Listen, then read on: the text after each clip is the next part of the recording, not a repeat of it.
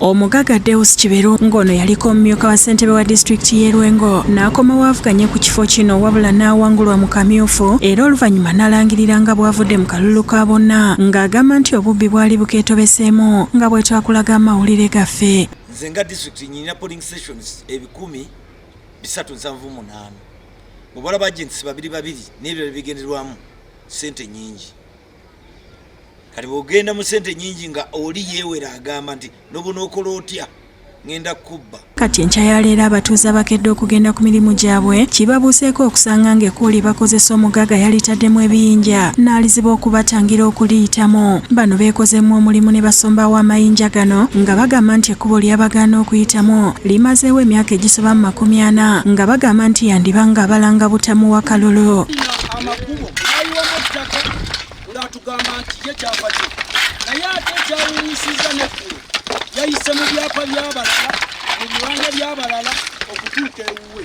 Ekkubo lino lye lituusa abantu ku nzizi ezikwatiridde ebyalo okugenda mu maka gaabwe kusa n'ekifo ekikumirwamu abaana abataliiko mwasirizi ab'ebidduka balaze okusomozebwa kwe basanze naddala okwetooloola engendo olw'amafuta ageekanamye ne basaba gavumenti ebeeko kyekolawo.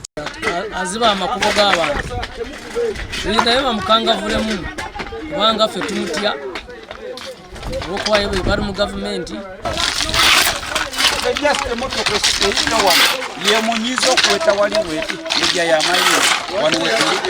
Kiberu ayogerwako atuuse ku kkubo lye yaggadde n'ajjayo essimu ye abeeko ebifaananyi by'akwata ng'ono bamutute ekiyumba anaagwa.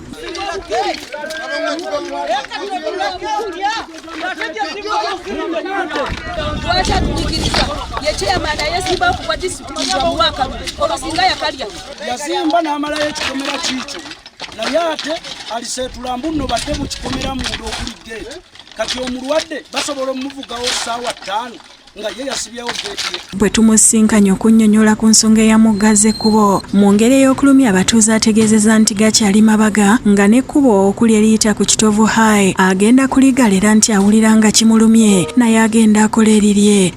Aleete tractor erimu okuva wano okugatta ku nze ndyoke muggulire.